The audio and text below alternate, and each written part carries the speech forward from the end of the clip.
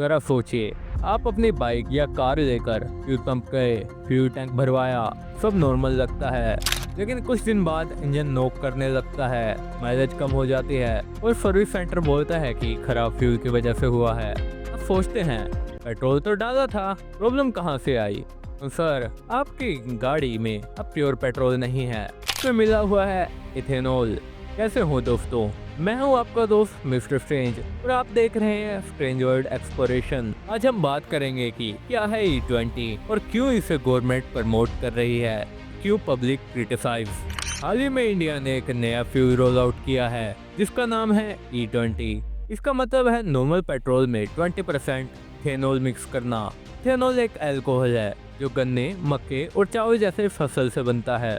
Government कहते हैं कि E20 फ्यूल से 3 फायदे मिलेंगे। पोल्यूशन कम होगा, इथेनॉल जलने पर गाड़ी कम कार्बन डाइऑक्साइड छोड़ती है। ऑयल इंपोर्ट कम होगा, हम लाखों करोड़ों के तेल को बाहर से खरीदते हैं और इथेनॉल देश के अंदर बन जाता है। फार्मर्स को डिमांड मिलेगी क्योंकि इथेनॉल क्रॉप से बनता है। कागज पे देखे तो ये एक विन आइडिया लगता है, लेकिन ग्राउंड रियलिटी थोड़ी अलग है। इथेनॉल की केमिकल प्रॉपर्टीज नॉर्मल पेट्रोल से अलग होती है। ये ज्यादा कोरोसिव है, मतलब गाड़ी के फ्यूल पाइप्स और रबर पार्ट्स को खराब कर सकता है। जो गाड़ियां या बाइक्स E20 के लिए डिजाइन नहीं की गई हैं, उनमें ये फ्यूल धीरे धीरे डैमेज करता है। माइलेज भी गिरती है। अगर आपकी बाइक 1 लीटर में 45 किलोमीटर चलती है, E20 पे वो 35 से 38 किलोमीटर तक गिर सकती है। मतलब आप पैसा बचाने के बजाय ज्यादा खर्च कर रहे हैं।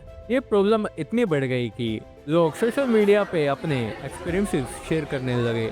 कोई बोल रहा था इंजन सीज हो गया, कोई बोल रहा था माइलेज खत्म हो गई। सर्विस सेंटर्स भी कहने लगे कि E20 से पुरानी गाड़ियों की मेंटेनेंस कॉस्ट बढ़ रही है और कंट्रोवर्सी इतनी बढ़ गई कि मैटर सुप्रीम कोर्ट तक पहुंच गया। लेकिन उससे पहले ही E20 फ्यूल को लगभग 90,000 फ्यूल स्टेशन पर रोल आउट कर दिया गया। मतलब चाहे गाड़ी तैयार हो या ना हो, फ्यूल तो आएगा। अब सवाल ये है, गवर्नमेंट इतनी जल्दी क्यों कर रही है? उसके पीछे 2 बड़े रीजन हैं।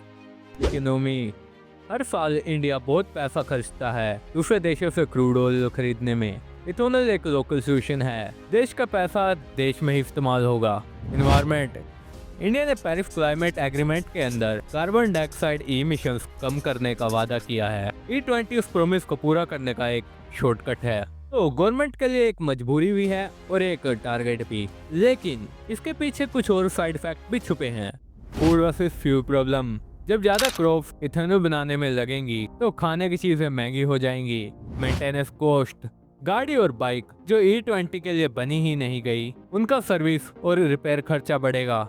माइलेज लॉस, फ्यूल के दाम पहले ही आसमान छू रहे हैं और अगर माइलेज गिरता है तो आम आदमी का बजट टाइट हो जाएगा।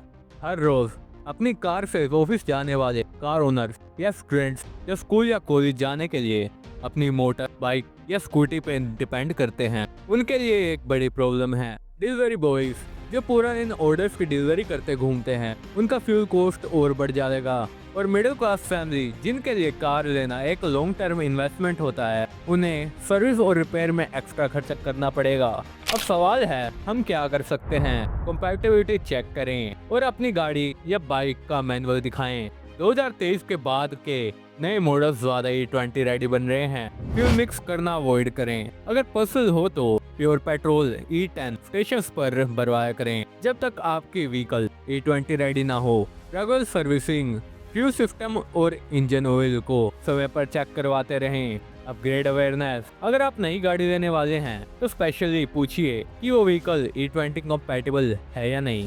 पब्लिक प्रेशर, अवेयरनेस और डिस्कशन से ही गवर्नमेंट पर प्रेशर बनेगा कि रोल आउट को रियलिस्टिक पेस पर किया जाए। तो असली सवाल ये है, क्या E20 फ्यूल इंडिया को पोल्यूशन फ्री और सेल्फ रिलायंट बनाएगा या फिर आम आदमी के लिए एक ऐसा एक्सपेरिमेंट होगा जिसका असली प्राइस हमें अपनी गाड़ियों की हेल्थ और अपनी जेब से चुकाना पड़ेगा।